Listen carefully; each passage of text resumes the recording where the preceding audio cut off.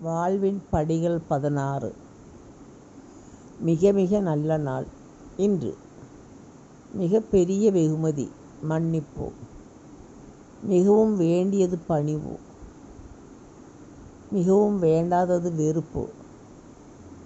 மிக பெரிய தேவை சமயோஜித புத்தி. மிக பெரிய கொடிய நோய் பேராசை. மிகவும் சுலபமானது குற்றம் காணல். மிகவும் கீழ்த்தரமானது பொறாமை. நம்பக்கூடாதது வதந்தி. ஆபத்தை விளைவிப்பது அதிக பேச்சு. செய்ய வேண்டியது உதவி. விளக்க வேண்டியது விவாதம். உயர்வுக்கு வழி உழைப்பு. நழுவக்கூடாதது வாய்ப்பு.